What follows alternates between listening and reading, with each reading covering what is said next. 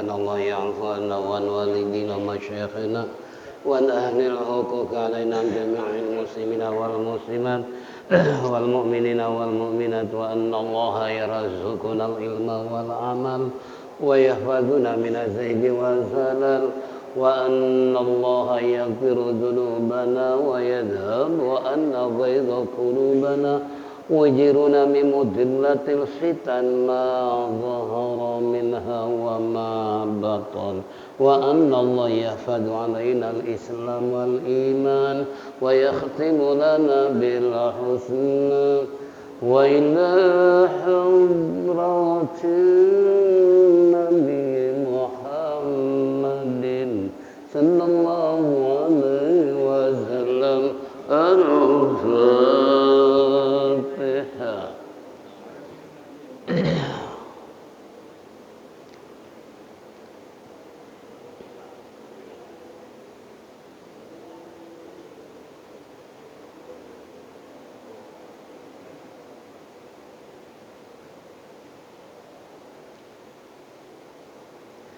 يرضي بالمصطفى بلغ مقاصدنا واغفر لنا ما مضى يا واسع الكرم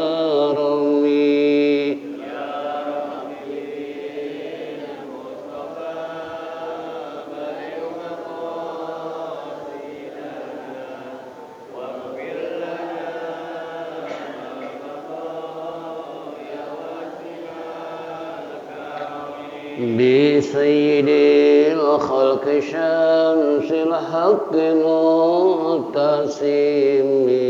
محمد خير المعصوم ومعتصم يا رب بالمصطفى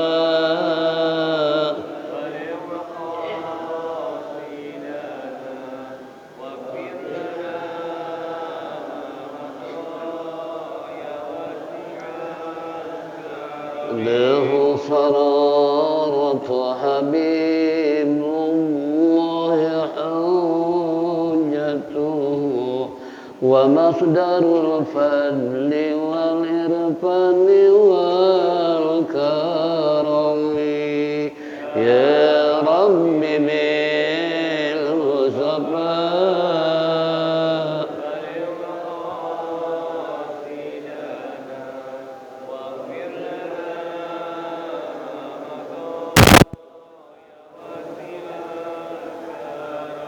أصل الوجود وروح الكون بهجته زين الشمائل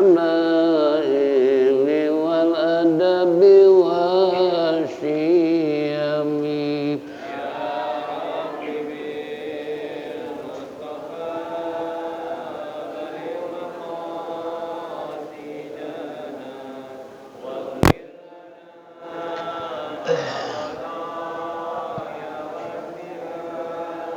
مطهر الأرض بالنجس ومن دراني من عبد وثان أو عبد صنم يا رب بالمصطفى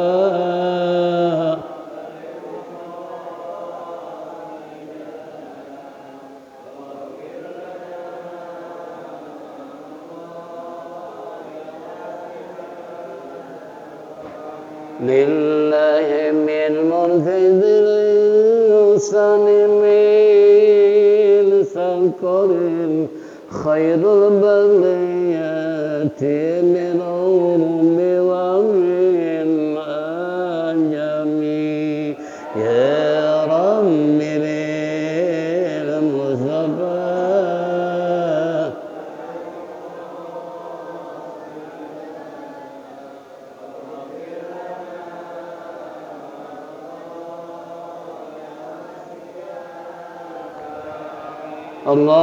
اللهم صل وسلم وبارك عليه Ma'asyiral muslimin wal muslimat rahimakumullah.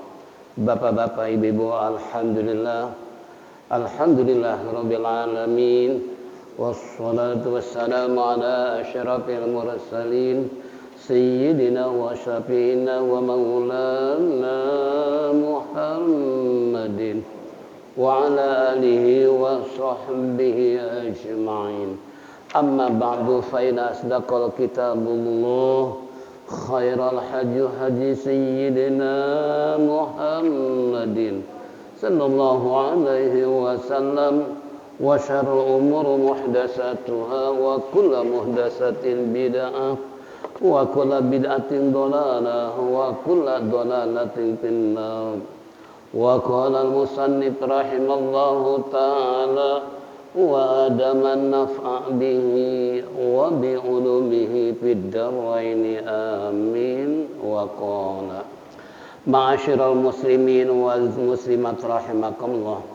Bapak-bapak, ibu-ibu, hadirin jamaah Masjid Ahdiyatul Sya'ban yang saya hormati, kembali ungkapan puji syukur kita terlebih dahulu kehadirat Allah Subhanahu wa taala atas segala rahmat dan nikmat yang diberikan kepada kita, sehingga sampai saat ini kita masih bisa bersilaturahmi, bertatap muka, duduk bersimpuh bersama-sama di tempat yang mulia dalam rangka rutinitas majlis salim di pagi hari menjelang siang.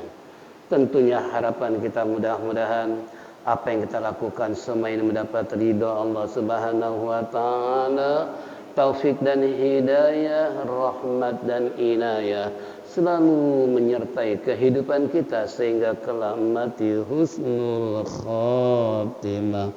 Amin ya rabbal alamin. Baiklah hadirin jamaah rahimakumullah, minggu yang lalu telah kita menyimak apa yang terkandung dalam kitab Tafsir Jalalain.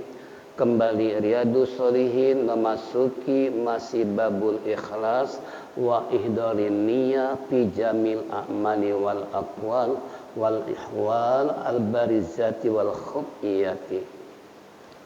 Bab di dalam masalah ikhlas dan menghadirkan niat dalam semua perbuatan ataupun ungkapan atau hal baik yang tampak maupun yang tersembunyi. Beberapa firman Allah yang telah kita baca dengar bersama, insyaallah pagi ini kita akan lanjutkan ayat hadis kedua.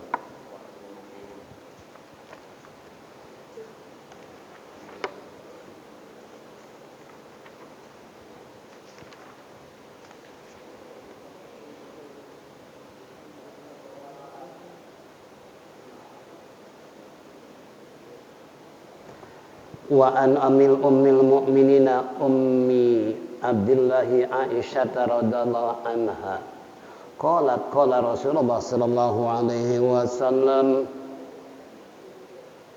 yaghzu jaisyul ka'bata fa idza kanu bi baida kemudian minal ardi yukhsafu bi awwalihim wa akhirihim. Qalat qultu ya Rasulullah kaifa yakhsafu bi awwalihim wa akhirihim wa fihim aswaquhum wa man laysa minhum qala yukhsafu bi afwahihim wa akhirihim summa yub'atsuna ala niyatihim. Muttafaqun alaih. Ini hadis riwayat Imam Bukhari dan Muslim. Bahkan hadza lafzul Bukhari, lafadznya dari Imam Bukhari dengan arti yaitu dari Ummul Mukminin Ummi Abdillah Aisyah radhiyallahu anha qalat, ia telah berkata qala Rasulullah sallallahu alaihi wasallam, telah bersabda Nabi kita Muhammad sallallahu alaihi wasallam, yaitu yaghzu, di mana para pasukan perang atau bala tentara yang menyerang Ka'bah pada saat itu, faidakanu bi baida minal ardi yukhsafu bi awwalihim wa akhirihim, maka apabila kebadan mereka bi baida, yakni di sini oleh musannif dikatakan bahwasanya apabila mereka membinasakan semua, yaitu minal ardi dari permukaan bumi yukhsafu bi awalihim wa akhirihim, niscaya kata baginda Nabi kita Muhammad sallallahu alaihi wasallam itu akan tiada dari awal sampai akhir. Kemudian faqalat dia berkata qultu, kemudian saya bertanya, ya Rasulullah, kaifa yakhsafu bi awalihim, yaitu wa akhirihim wa fihim aswaquhum wa man laisa minhum, qala yukhsafu bi awwalihim wa akhirihim summa yub'atsuna ala niyatihim, muttafaqun alaih. Lalu Rasulullah sallallahu alaihi wasallam menjawab tentang pertanyaan sahabat tersebut tentang masalah bagaimana kalau dibinasakan dari awal sampai akhir sementara posisi mereka ada di pasar. Wa malaysa minhum, maka orang-orang yang ada istilahnya yang dihabiskan, dibinasakan tersebut dari awal sampai akhir, bagaimana orang yang tidak ada di antara mereka? Apakah hal ini termaksud di dalamnya? Qala yukhsafu bi awalihim wa akhirihim, dibinasakan mereka dari awal sampai akhir, sumayyub aswana biniyatim, kemudian Allah akan bangkitkan sesuai dengan niat mereka. Jadi kesimpulan hadis ini untuk pelajaran buat kita semua bahwa segala sesuatu kembali tergantung kepada niat. Baik mereka jangankan tidak perang sekalipun perang, apa yang dia maksud tujuan perang tersebut. Walaupun di tengah peperangan mereka ingin mati syahid karena harapannya adalah surga Allah Subhanahu wa taala, atau niat yang lain selain daripada ingin mati syahid dengan taruhan surga, atau ingin diangkat menjadi pejabat, ingin diangkat menjadi gubernur karena kegagahannya dalam peperangan, sehingga Rasulullah SAW memberikan peluang kepada mereka yang banyak membunuh orang kafir, atau yang lain sebagaimana hadis pertama tergantung kepada hijrahnya. Apakah hijrah karena perempuan atau karena dunia? Kalau hijrah karena perempuan, niscaya dia akan nikah di sana. Tapi kalau harta, niscaya mereka pun akan memperoleh harta sesuai dengan niatnya masing-masing. Ini ya hadirin jamaah rahimakumullah. Yang kedua, bahwa pahala menurut niat artinya innallaha qad ajrahu ala qadri niyatihi. Bahwa Allah Subhanahu wa taala memberikan pahala seukuran niat. Kalau niatnya separuh atau niatnya sedikit atau banyak, ini pun kembali nilai yang akan dibalas oleh Allah dalam beramal. Makanya kita kalau beramal, kata Imam Ghazali, apapun yang kita lakukan di saat contoh kita mau ke masjid, dari rumah kita mau ke masjid, sampai di masjid kembali, tata cara kaifiat masuk ke dalam masjid. Pertama kaki kanan, tapi nyopotin sendal kaki kiri. Teknisnya kaki kiri dicabut, injak sendal, kemudian kaki kanan masuk, baca doa Allahumma ftahli abwaaba rahmatik. Pulangnya sunnah kaki kiri tapi masukin sendal kaki kanan. Jadi begitu kaki kiri turun dari masjid, injak tuh sendal, masukkan kaki kanan, langsung baru tarik kiri sambil membaca doa Allahumma ftahli abwaaba min fadlik. Itu adab keluar masuk masjid. Alhamdulillah. Kita begitu nggak? Alhamdulillah. Yang tahu ilmunya pasti begitu. Tapi yang belum tahu ilmunya, masa bodoh, yang penting masuk ke masjid. Itu kan, ini tolong, itu adab, itu sunnah baginda Nabi kita Muhammad SAW. Sampai di sana di masjid dia masuk, kemudian salat tahiyatul masjid. Setelah niat salat tahiyatul masjid, saya mau itikaf di dalam masjid, nawaitu an itikaf fi hadal masjid, madumtu lillahi ta'ala. Duduk sambil mendengar suara azan berkumandang. Yang ketiga, niatkan bahwa saya akan membaca doa setelah azan. Baca Allahumma rabb hadhihi da'wati tammah dan seterusnya. Setelah itu saya mau salat qabliyah.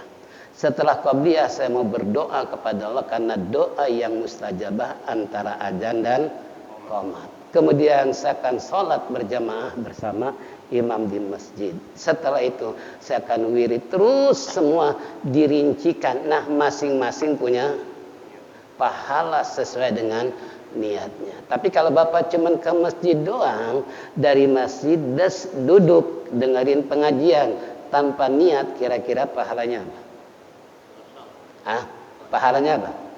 Pertama, pahala enggak niat istilahnya, menggunakan adab keluar masuk, kemudian enggak niat Bapak untuk sholat tahiyatul masjid atau qobliyah atau itikaf dan seterusnya. Ini kalau Imam Ghazali, kalau pekerjaan satu niatkan banyak, insya Allah semua dapat.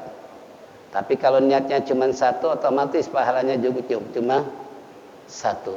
Ini contoh. Jadi makanya al-jaza min jinsil amal, balasan tergantung kepada perbuatan. Fa in khairan fa khairun, kalau dia berbuat baik dibalas dengan kebaikan. Fa in syarran fa syarrun, kalau dia berbuat jahat niscaya dibalas oleh Allah dengan kejahatan. Nih, jadi hadirin jamaah rahimakumullah, sesuai dengan hadis tadi bahwa Nabi kita Muhammad sallallahu alaihi wasallam menanamkan nilai-nilai dalam perbuatan dasar dengan niat. Nah, niat pun kembali berbagai macam yang harus kita niatkan. Walaupun satu pekerjaan, tapi perbuatannya banyak, niatkan semua. Ya, tapi kita begitu nggak? Begitu nggak? Cuma niat mau ngaji doang, tanpa ada niat mau itikaf, tanpa niat begini begitu, sayang 1000 sayang. Kenapa? Ya kalau baginda Rasulullah nanti yub'atsuna ala binniyatihim, nanti dibangkitkan oleh Allah di hari kiamat manusia setelah dihancurkan alam dunia yang fana ini. Idza zulzilatil ardu zilzalaha, apabila Allah sudah gempakan, hancur leburkan bumi ini sebesar-besarnya, maka akan hancur semua. Langit, bumi, lautan dan sebagainya menjadi satu sehingga manusia akan berada di alam sana. Nah, ini kembali kepada kita semua. Tolong tanamkan niat dalam segala hal supaya nilai-nilai pahala ada. Makanya tadi ketika bertanya sahabat, bagaimana kalau mereka yang gak ikut perang, posisi ada di pasar, mereka tidak ikut perang, posisi ada di rumah, ada di perjalanan segala macam, apakah termasuk istilahnya mereka mendapatkan nilai? Kata Nabi, tergantung niatnya. Kalaupun dia di pasar, sekalipun mereka tidak berperang atau tidur di atas tempat dan sebagainya, ini kembali tergantung niat. Makanya perlu innamal a'malu binniyat. Ini satu hadis. Yang kedua, wa an Aisyah radhiyallahu anha qalat qala Nabi sallallahu alaihi wasallam la hijrata ba'dal fathi walakin jihadu wa niyatun wa idzastunfirtum fanfiru, muttafaqun alaih. Yang artinya ini hadis masih riwayat Imam Bukhari dan Muslim dari Aisyah radhiyallahu anha. Ia telah berkata, telah bersabda Nabi sallallahu alaihi wasallam, la hijrata ba'dal fathi, tidak ada namanya hijrah setelah Futhul Makkah. Walakin akan tetapi yang ada adalah jihadun wa niyatun, yang masih ada adalah jihad dan niat. Wa idzastunfiru summa tunfiru, kata baginda Nabi kita Muhammad sallallahu alaihi wasallam, apabila ia berangkat, berangkatlah kamu. Ini hadis di zaman Rasulullah sudah tidak ada lagi hijrah setelah Futhul Makkah. Futhul Makkah itu ketika Rasulullah hijrah ke kota Madinah karena situasi dan kondisi Makkah yang amburadul. sehingga Allah memerintahkan untuk hijrah dengan para sahabat Nabi kita Muhammad sallallahu alaihi wasallam. Nah, ini kondisi seperti ini. Kenapa? Karena ini pertama umat Islam masih sedikit, untuk menghadapi mereka tidak mungkin akan. Makanya Allah suruh pindah dulu deh ke kota Madinah, ke Ethiopia. Nah, setelah itu kembalinya ke kota Mekah, itu yang disebut Wadhul Mekah, dalam kondisi aman, dalam kondisi normal, dalam kondisi tidak ada lagi tentang rantangan-rintangan yang akan dihadapi oleh baginda Rasulullah dan para sahabat. Maka Rasulullah kembali ke kota Mekah, itu yang disebut Futhul Mekah. Ini jadi setelah pindah ke kota Madinah, kemudian setelah Futhul Mekah, enggak ada lagi yang disebut namanya apa? Hijrah. Hijrah kalau bahasa Indonesia apa? Pindah ya. Dari satu tempat ke tempat lain, apa namanya? Kalau bahasa Indonesia apa? Transmigrasi. Iya. Pindah dari Jakarta ke Depok.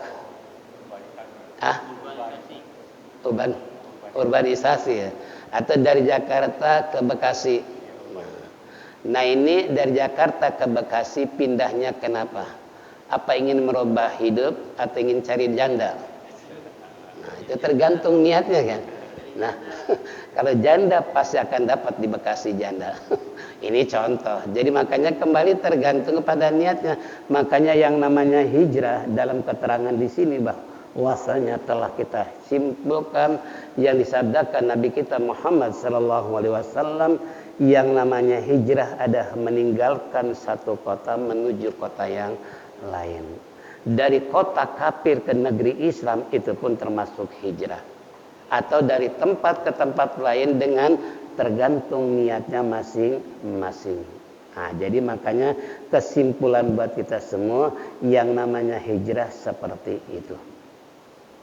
Nah, kemudian yang kedua, bahwa dianggap oleh Rasulullah di saat pertama kali hijrah, kemudian kondisi sudah benar-benar aman, sehingga dari kembali ke kota Mekah tersebut tidak ada lagi yang namanya hijrah atau manas umum. Yang namanya hijrah berpindah dari perbuatan maksiat menuju taat kepada Allah. Itu dalam makna umum yang biasa menurut bahasa kita, mau hijrah. Kan banyak perempuan sekarang yang tadinya tidak pakai jilbab sekarang pakai, disebut hijrah, gitu kan? Artis-artis banyak sekarang yang hijrah, yang tadinya nggak pakai jilbab sekarang pakai jilbab. Itu namanya apa? Hijrah juga. Nih kembali. Nah, di sini yang ada setelah itu adalah jihad. Nah, ini pun jihad di sini adalah yang paling besar, bukan berarti perang melawan musuh dengan senjata. Karena ketika Rasulullah Shallallahu Alaihi Wasallam setelah selesai, yaitu melakukan perang Badar. Ini perang Badar pertama kali perang dalam kondisi Ramadan. Ramadan artinya terik matahari, panas luar biasa. Kedua, perintah puasa. Coba lagi puasa suruh perang suasana panas, kira-kira kayak apa? Bukan lemes lagi, mendingan tidur. Kalau model kita ya. Kalau sahabat subhanallah. Nah, ini kembali. Udah gitu perhitungan dalam kondisi musuh 1000 orang, umat Islam sama 315. Coba udah 4 nih ya. Yang pertama tadi istilahnya bahwa kondisi dalam berpuasa panasnya luar biasa, mereka lebih banyak daripada umat Islam dan fasilitas mereka lengkap.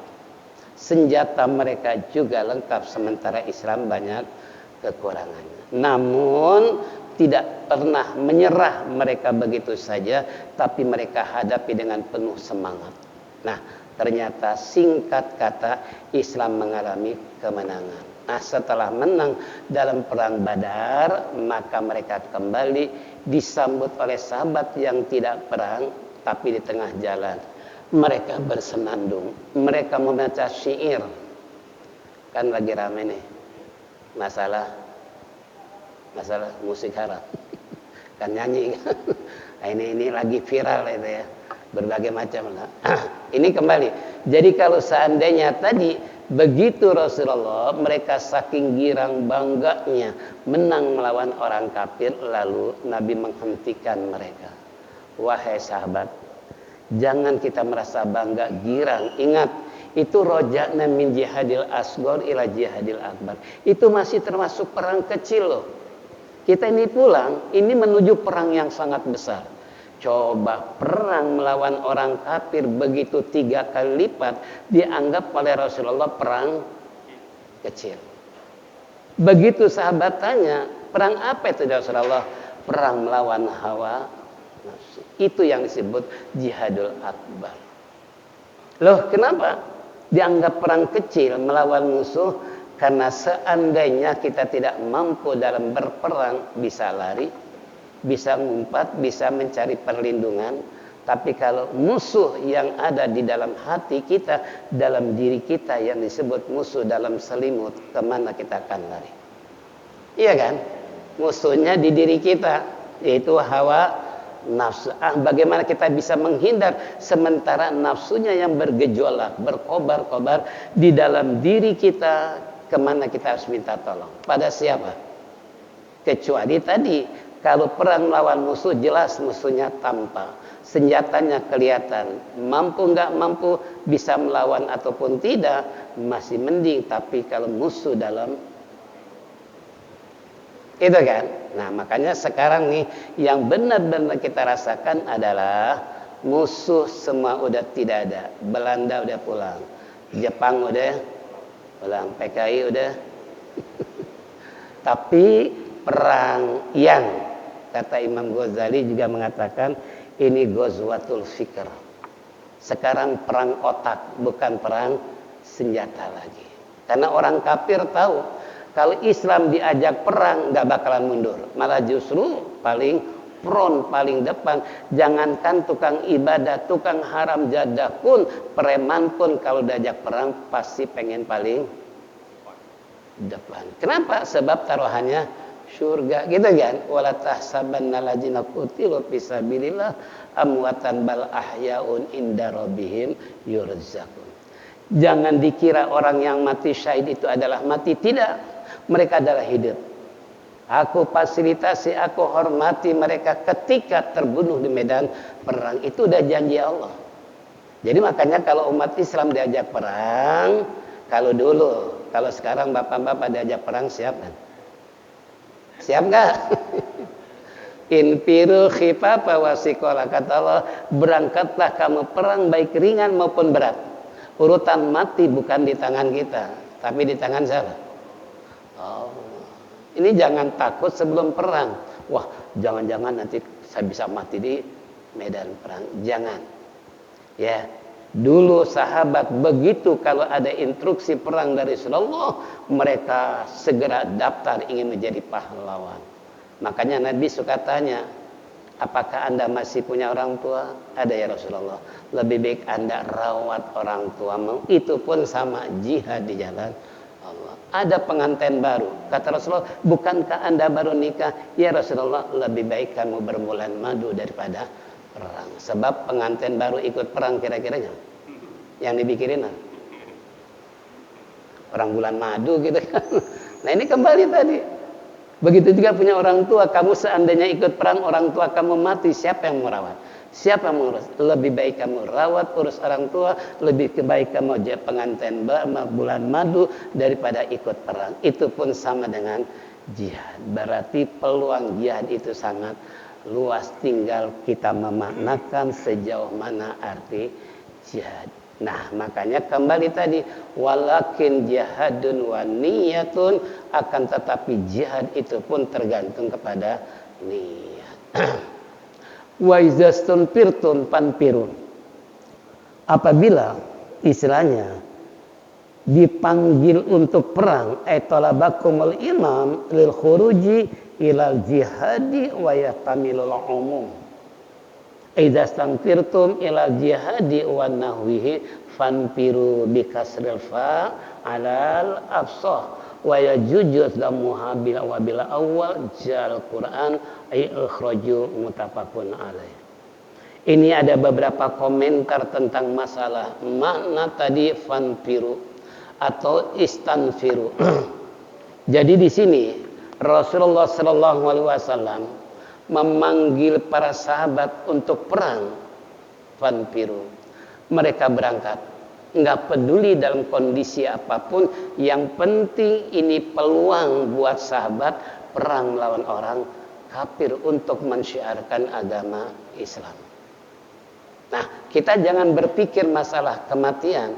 Kematian kata Rasulullah, hai saudara-saudara, jangankan perang, sekalipun kamu berada di tempat tidur, kalau mati datang, pasti datang. Jangankan di tempat tidur, ketika kamu berangkat dari kendaraan, kalau Allah menghendaki mati, mati enggak? Nah, kemarin anak SMA berapa orang mati? Kan salah satu contoh. Sampai orang tuanya satu-satunya anak perempuan nangis terus menerus. Coba bayangkan. Sampai anak laki-laki dia tega mengangkut pasir untuk ngumpulin duit supaya bisa perpisahan ke Bandung. Ternyata mati dengannya. Ini contoh. Ya, jadi jangan berpikir kita perang itu pikiran kita yang ada mati. Itu kan? Belum tentu orang yang mati bisa perang bisa mati. Kenapa? Semua ini iradat dan kehendak Allah. Kita tidak ada kemampuan kecuali hanya Allah. La haula wala quwwata illa billah. Makanya dalam ayat lain infiru siqala wa infiru khifafa wa siqala, berangkatlah kalian walaupun kondisi ringan ataupun berat. Musuh boleh banyak, persiapan mereka boleh oke, tapi kita walaupun minus tetap semangat berjuang. Itulah jamaah rahimakumullah. Nah, hal ini dibuktikan oleh para proklamator Indonesia. Bagaimana ketika Bung Tomo melawan musuh dengan bergemanya suara takbir. Nah, ini suara takbir kan membuat hati orang apa? Kafir ya. Kemarin tadi di mana tuh? Di Palestina ya. Orang-orang apa? Selalu bisa bila mereka melempar senjata dengan kalimat Allahu Akbar, gitu kan? Ini salah satu. Jadi kembali pada kita semua. Jadi jangan takut dengan sebab kematian. Kematian bisa terjadi kapan dan di mana saja. Tanpa diduga pun, tanpa direncanakan, kalau menghendaki mati, niscaya mati. La yastakhiruna sa'atau wala yastaqdimun. Kalau mati datang tidak bisa diundur maju, tidak bisa dinego, baik dalam keadaan lahir bayi, anak kecil, dewasa, kakek-kakek, nenek-nenek atau pengantin baru. Kalau menghendaki mati, mati. Ini yang kita takutkan nih, analisa Nabi. Sayati akhirul zaman al-faliju wal mautul fujatu. Akan terjadi nanti suatu masa itu pertama stroke merajalela, yang kedua mati. Nah, jadi jangan kaget kalau tetangga kita, saudara kita, suami kita, istri kita mati mendadak. Itu sudah dianalisa. Bahayanya kalau kita belum tobat, belum banyak beramal soleh, tiba-tiba mati mendadak. Apa yang terjadi di alam barzakh? Apa yang terjadi dalam proses alam kubur, manakala seorang hamba ketika hidupnya tidak pernah melakukan sholat. Ya, ini kalau ingin lihat kayak begitu tuh, kalau dulu dalam majalah Al-Hidayah, kalau sekarang cukup pelik tentang masalah, gitu kan? Ya, terkadang saya suka dengar cerita Umi. Karena saya nggak punya HP, nggak tahu dunia informasi di medsos gitu kan. Itu cerita di satu kampung. Dikira ini sinetron, ternyata bukan, memang kenyataan. Di kampung tersebut adalah di mana orang-orangnya sangat dekadensi moral. Kerjaannya minuman, kerjaannya mabuk, kerjaannya berjudi, zina, dan sebagainya dan sebagainya. Ini sampai ada di sana seorang jagoan, jawara. Itu kan? Nah, ini menurut cerita. Kan gitu. Sampai-sampai di saat di rumah sakit dia mati di sana. Begitu mati, nah ternyata di mana ketika datang ke kampungnya bertanya tentang alamatnya, mereka pura-pura nggak tahu. Karena dulu seenaknya saja hidup, merasa dirinya jawara, jagoan, nggak boleh orang melarang apa yang dia inginkan. Itu kan. Nah ini cerita apa? Begitu lihat oleh anak remaja sedang mabok, dia angkat nih karena ambulan cuman menggeletakkan di jalan karena mereka tidak tahu alamat rumahnya. Nah ternyata ini jawara kampung. Begitu dia angkat anak muda dibenturkan ke tiang kelonongan, dibenturkan ke tempat-tempat. Coba bayangkan. Kenapa? Karena ini balasan masa hidup, iya kan? Suruh jangan melakukan seperti itu, malah justru dia kerjakan. Nah akhirnya Allah Subhanahu wa ta'ala membuktikan sebelum masuk ke dalam kubur saja itu nggak diperdulikan oleh masyarakat, bagaimana nanti di dalam kubur. Ini contoh ya, makanya pelajaran buat kita semua. Bahkan ada cerita anak muda yang selalu melawan orang tua. Lalu ketika bapaknya dirawat di rumah sakit, pesan sama dokter, kalau seandainya saya mati jangan digotong oleh orang lain, tapi cukup anak saya sendiri. Ini anak yang bandel luar biasa. Begitu meninggal orang tuanya, diangkat oleh masyarakat tidak mampu, saking beratnya. Coba, udah nambah orang jadi 6 masih tetap nggak terbawa. Kata dok, keingat keluarganya pesan dokter, kalau mati nih bapak nggak mau diangkat orang lain, pengennya.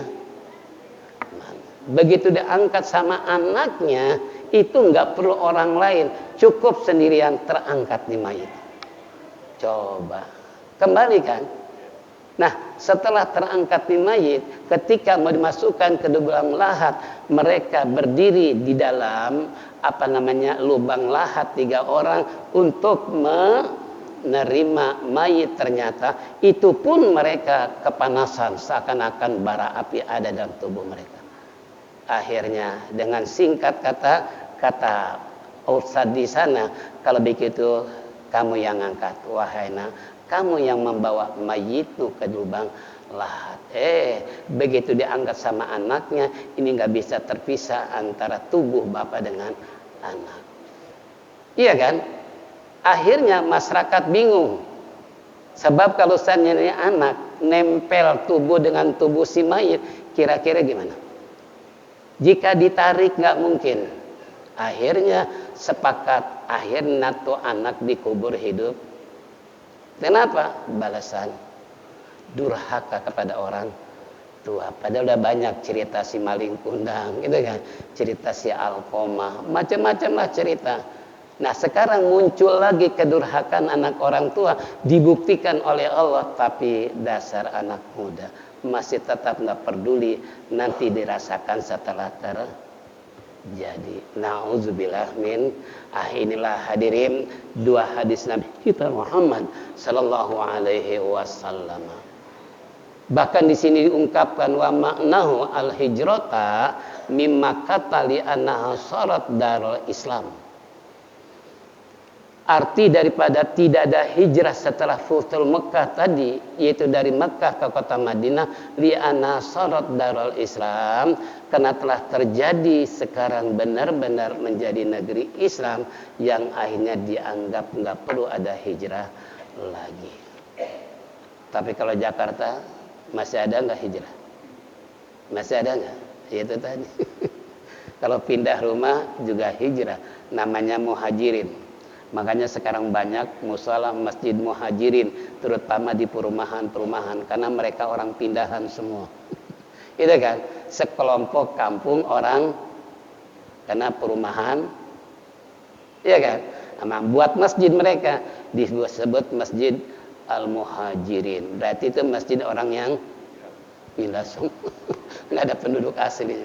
Itu namanya al-muhajirin, iya kan. Nah ini kembali banyak lah kalau kita telusuri, di mana di perumahan-perumahan itu banyak nama masjid yang berbeda. Tapi kalau ada masjid khusus namanya muhajirin, berarti itu enggak ada orang pribumi, yang ada orang hijrah. Inilah hadirin, sebelum tutup break dulu sejenak.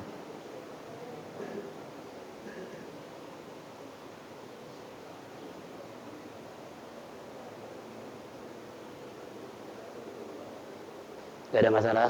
Yang masalah itu kayak yang merincikan niat tadi itu kita nggak ngerti. Ini dalam rincian niat kita adalah seperti kita mau usaha, mau kerja, mau bisnis, apapun bentuknya pekerjaan. Di saat kita mau berangkat, kita niat, ya Allah, berikanlah pintu keberkahan dalam usaha saya. Kalau saya berhasil, saya akan memberikan nafkah istri ditambah. Kemudian anak wajajan pun ditambah. Kemudian akan saya sedekah ketika saya mendapatkan keuntungan. Umpamanya untuk yatim, untuk orang miskin, untuk para duafa dan lain sebagainya. Untuk minta-minta dan sebagainya. Nah, itu sebelum berangkat udah diniatkan semua permasalahan kalau kita memang Allah bukakan pintu rezeki. Jangan niat cuman kerja doang. Kalau kerja, apa hasilnya? Gitu kan? Katakanlah tiap bulan cuman dapat gaji dengan UMR umpamanya atau kurang ataupun lebih, tapi niatkan dengan hasil gaji tersebut untuk beramal soleh sesuai dengan niat masing-masing. Tadi buat nafkahkan keluarga, buat memberikan biaya anak transportasi, atau buat bersedekah terhadap orang-orang miskin, atau minta-minta di jalan. Itu semua rinci niatnya karena masing-masing punya nilai apa? Pahala tadi. Itu maksudnya seperti itu. Jangan niat kerja doang, tapi rinciannya tidak ada. Contoh, Bapak membuat proposal cari dana, kira-kira dirinci nggak? Ya kan? Kebutuhannya 3 miliar untuk membangun blas. Itu kan dirinci. Kalau cuma seandainya nggak dirinci untuk pembangunan doang, tertanya orang-orang yang menyumbang, ini membangun apa nih? Jangan-jangan membangun hotel lagi. Tapi kalau seandainya dirinci untuk sarana rumah tangga, singgah yatim, tahfidzul Quran, SDIT, itu namanya apa? Niat untuk mencari dana, walaupun sumbernya cari dana, tapi niatkan buat apa? Buat ini segala macam. Itu termasuk semua pokoknya niatkan. Ya, bila perlu jangan hanya untuk SDIT, tahfidzul Quran ataupun singgah anak yatim, bila perlu untuk membantu masyarakat yang membutuhkan di saat terjadinya musibah. Ya kan? Banjir, kebakaran.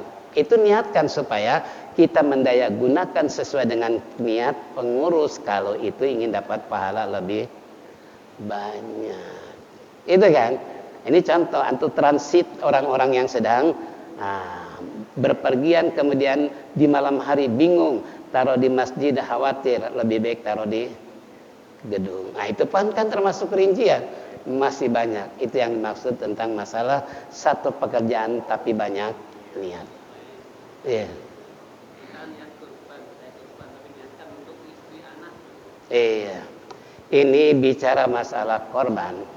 Memang kata Allah dalam Al-Quran, lan tanaluhuma, itu la yantanaluhullah luhuma wala dimauha walakiyanaluhu taqwa minkum. Tidak akan sampai kepada Allah daging-daging korban, darah-darah korban, tapi yang sampai adalah takwa minkum, yaitu takwa di antara kamu, yakni ikhlas. Gitu kan? Nah, sekarang kita berkorban. Maaf kalau saya ta'adus binimah, akan katakanlah di papan tulis nama saya, padahal bukan buat saya. Buat siapa? Buat bapak, ibu, nenek, kakek, mertua, laki, mertua, perempuan, habis saudara, segala macam, supaya nanti di akhirat bisa kompoi. Tuh kompoi. Iring-iringan. Itu kan, jangan kita melulu tiap tahun nama kita melulu, saudara nggak diajak. Nah, di sana kendaraannya cuma sendirian, saudara kita jadi jalan itu kan, niatkan ya, dari tahun ke tahun tentunya kita jadikan nilai pahala bukan untuk kita tapi untuk saudara kita ya. Nah, ini contoh. Jadi makanya daftar kapannya korban, tahun ini kita, tahun besok kita, istri itu namanya egois. Jangan. Tapi semua dari tahun ke tahun berbeda-beda. Tujuannya nanti di akhirat supaya karnaval. Konvoy gitu kan. Bapaknya, ibunya, mertuanya, kakeknya, nenek konvoy bersama-sama dengan sebab semua udah apa? Korban. Ya. Tapi bapak doang yang korban sendirian, istri nonton, anaknya nonton, liatin kita naik kendaraan korban gitu kan. Jangan, itu namanya egois. Ya, tetap kita yang terdaftar tapi pahalanya untuk. Tapi ingat, di saat niatnya itu di saat ketika penyembelihan. Daftar boleh nama bapak. Katakanlah tadi Pak Hasan, tapi bukan dia pahalanya buat istrinya. Siapa? Jubaidah umpamanya. Ketika penyembelihan itu merubah niat, ya Allah, saya berkorban pahalanya untuk istri saya Zubaidah. Jangan sebelum istilahnya korban, walaupun boleh nama Jubaidah, tapi kembali masyarakat akan kenal nama yang dikenal. Iya kan? Nah, ini contoh. Jadi kembali ketika penyembelihan rubah niat, ketika disembelihkan sunnah kita datang menyaksikan penyembelihan korban, di saat darah memuncrat, di situ akan jadi saksi di hadapan Allah bahwa kita telah berkorban. Walaupun sibuk kayak apapun, hadir di saat penyembelihan.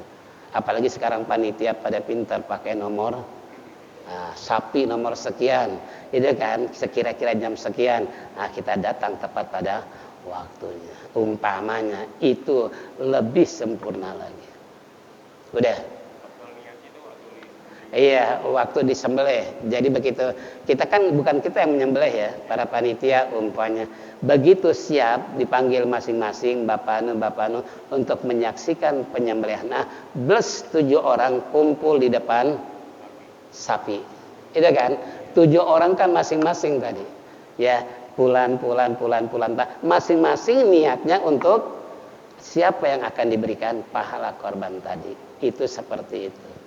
Karena 1 ekor sapi buat 7 orang. Iya kan? Namanya sudah tercatat.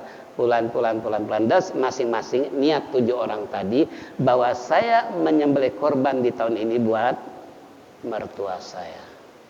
Tapi itu pun harus izin. Jangan angkat nanti tersinggung mertuanya. Lo kayak orang kaya aja ngorbanin gue. Emang banyak duit gitu. Tapi kita izin dulu. Ya, gue mertua sama korbannya. Alhamdulillah. Emang kamu punya duit? Alhamdulillah punya rezeki. Nah, itu kan contoh. Jangan main langsung dikorbanin aja begitu.